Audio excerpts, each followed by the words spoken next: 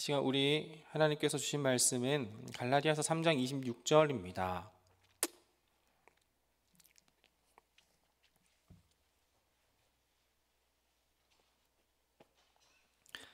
갈라디아서 3장 26절입니다.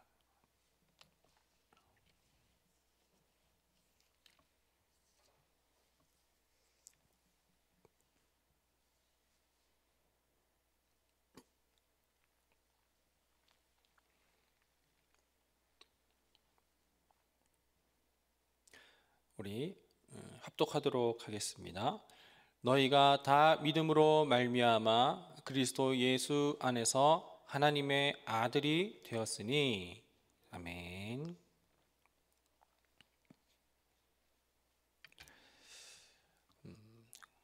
우리나라에서는 과거에 남아 선호 사상이 있었죠.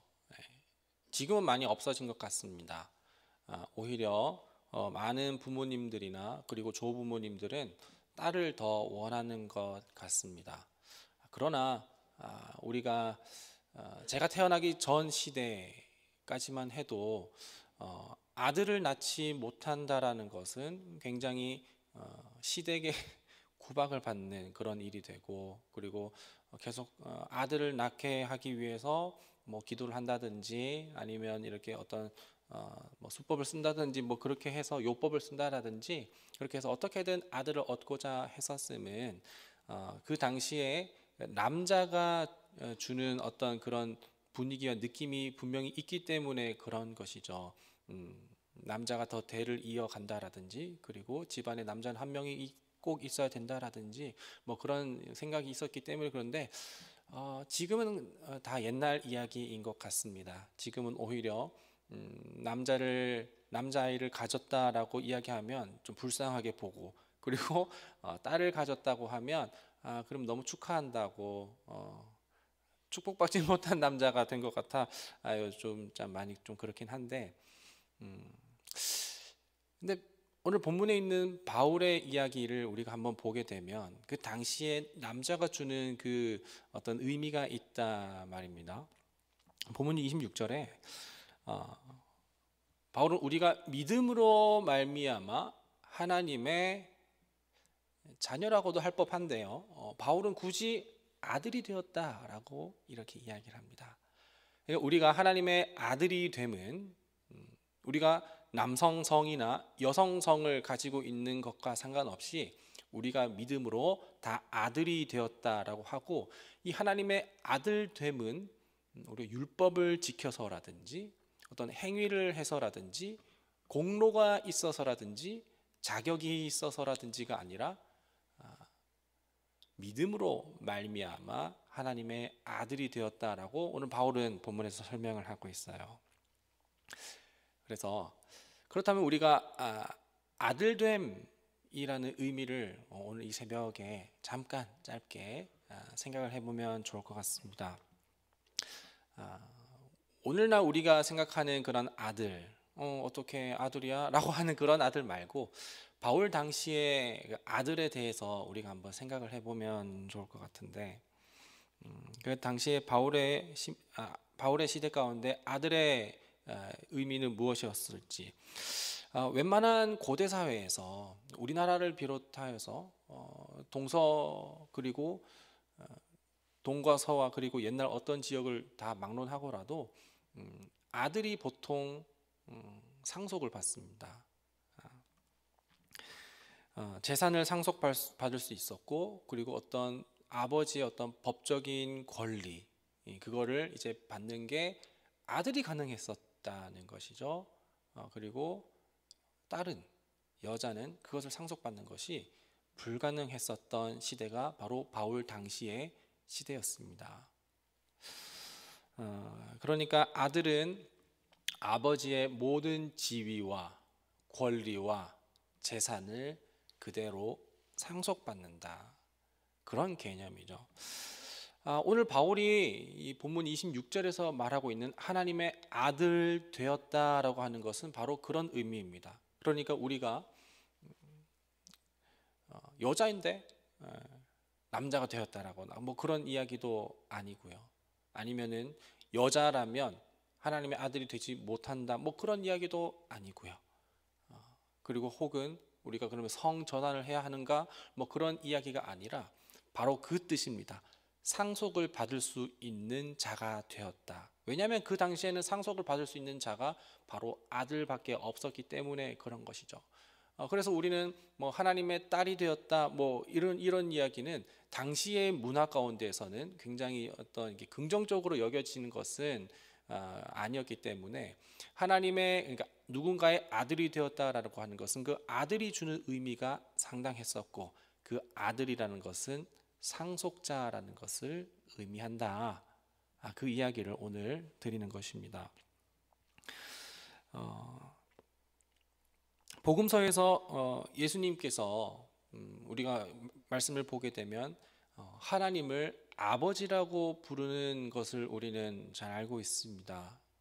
예수님께서는 하나님을 아버지라고 부르셨죠. 그런데 그 예수님께서 하나님을 아버지라고 부를 때에 그 현장에 있었던 대제사장을 비롯한 많은 종교 지도자들은 옷을 찢고 울부짖으며 굉장히 괴로워하고 분노했습니다. 왜냐하면 하나님을 감히, 구약 성경 가운데 하나님을 감히 아버지라고 부르는 사람은 단 하나도 없었기 때문이며, 뿐만 아니라 하나님을, 신을 아버지라고 부르는 것은 그야말로 신성 모독이라고 여겼기 때문에 도대체 저 남자는 어떤 뒷감당을 하려고 저렇게 신성 모독으로서 하나님을 아버지라고 부르는가라고 이렇게 이야기하는 것을 우리는 신약 성경, 특히 복음서에서 그걸 보게 되는 거죠.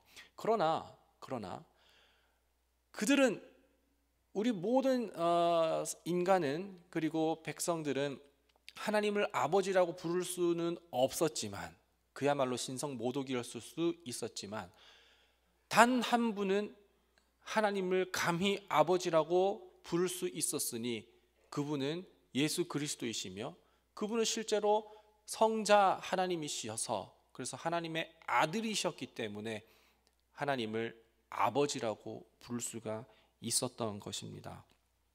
그런데 그 하나님을 아버지라고 부를 수 있는 그 예수님께서 우리를 위하여서 십자가에서 희생하시고, 십자가에서 우리의 죄를 대속하셨는데, 우리의 지은 죄뿐만 아니라 우리가 아직 짓지 않은 죄까지도 대속하셨고, 이미 죽은 사람들의 죄뿐만 아니라 아직 태어나지도 않은 사람들까지의 죄까지도 십자가에서 다 담당하셔서, 바울이 오늘 26절에서 말하는 것처럼 믿음으로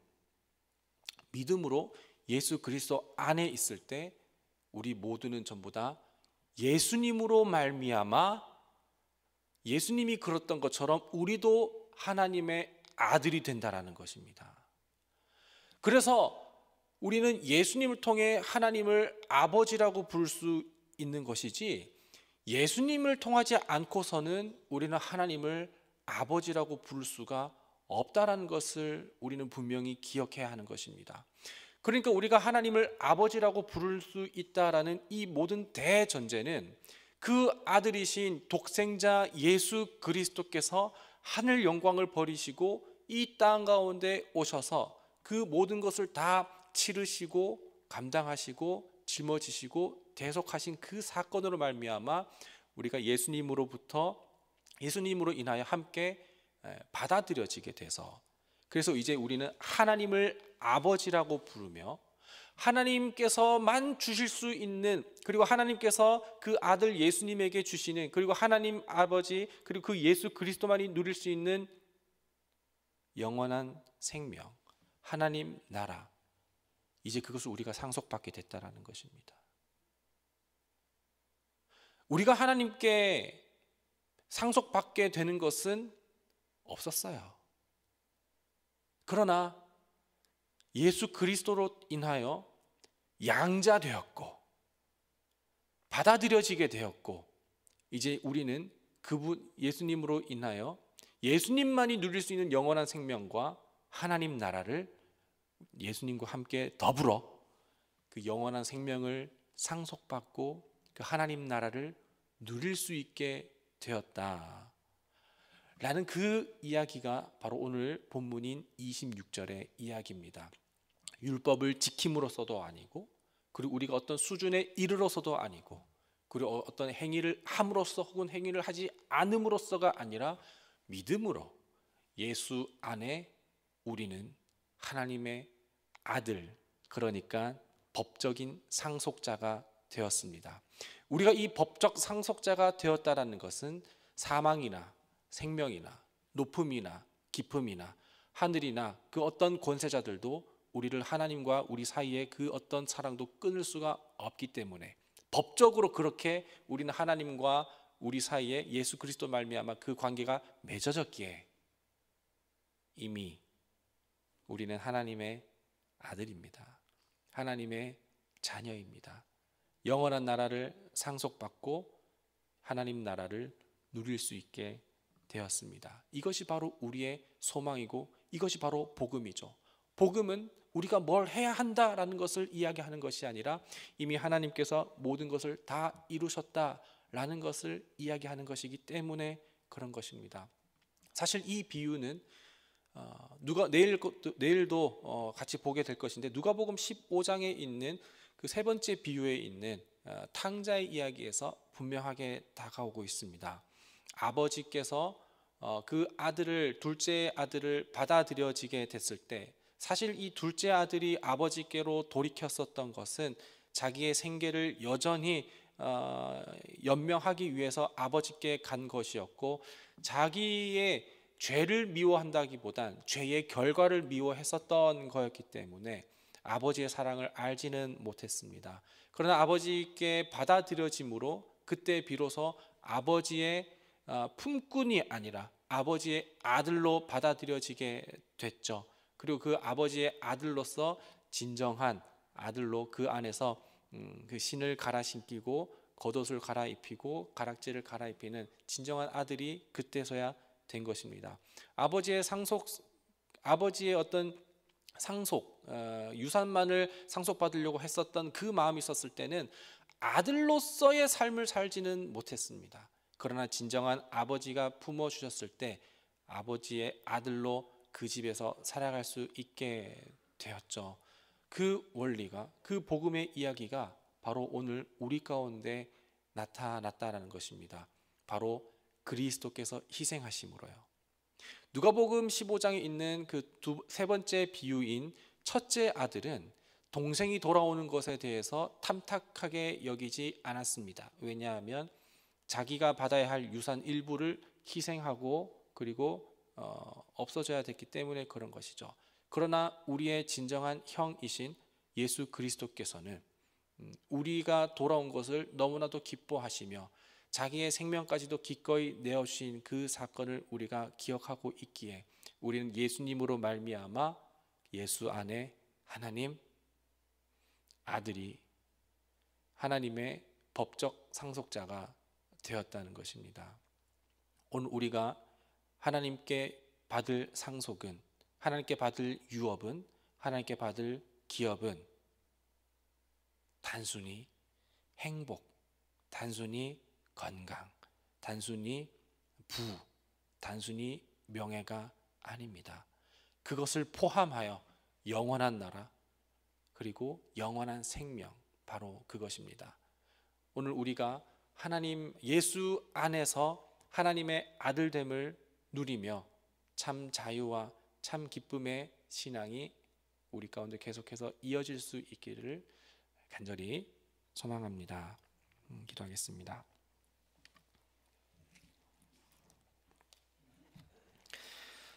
하나님, 우리는 먼 타국으로 나아가 허랑방탕하게 살아가며 다시 하나님 아버지의 품으로 돌아가려면 내가 품꾼으로 여김받는 것이 감당하지 못하겠어서 그럼에도 불구하고 이것을 하고 저것을 하지 않으며 앞으로 열심히 살아가고 다시는 죄를 짓지 않겠노라, 그런 어떤 수준에 이르러야만 하나님의 집에 받아들여진다고 착각했었던 순간들이 있었습니다. 그러나 우리는 예수님의 희생과 예수님의 대속으로 말미암아 예수님만이 받을 수 있는 상속을 예수님과 더불어 받게 되었으니 우리는 하나님의 법적 상속자가 되었기 때문입니다. 하나님께서는 우리를 그 아들의 나라로 불러주시기 위해 친히 그 아들을 우리 가운데 내어주셨고, 이제 우리는 믿음으로 말미암아 예수 안에 하나님의 자녀, 하나님의 아들이 되었으니 아들 노릇을 우리가 날마다 할 수 있도록 우리 가운데 더욱 믿음 허락하여 주옵소서. 영원한 나라, 하나님 나라를 우리가 꿈꾸며 살아가게 하시고, 우리 가운데는 없어 썩어질 생명이 아니라 하나님만이 주실 수 있는 영원한 생명, 그 영원한 생명을 오늘도 누릴 수 있도록 주님이 인도하여 주옵소서.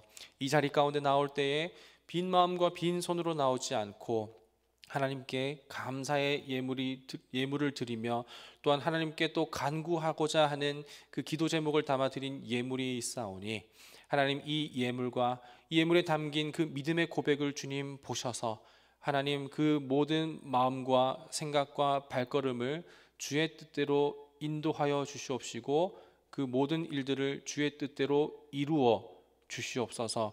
모든 은혜에 감사드렸고 거룩하신 우리 구주 예수 그리스도의 이름으로 기도합니다. 아멘. 하늘에 계신 우리 아버지, 아버지의 이름을 거룩하게 하시며 아버지의 나라가 오게 하시며 아버지의 뜻이 하늘에서와 같이 땅에서도 이루어지게 하소서. 오늘 우리에게 일용할 양식을 주시고 우리가 우리에게 잘못한 사람을 용서하여 준 것 같이 우리 죄를 용서하여 주시고 우리를 시험에 빠지지 않게 하시고 악에서 구하소서. 나라와 권능과 영광이 영원히 아버지의 것입니다. 아멘. 각자의 기도 제목과 또 오늘 말씀을 기억하며 함께 기도하겠습니다.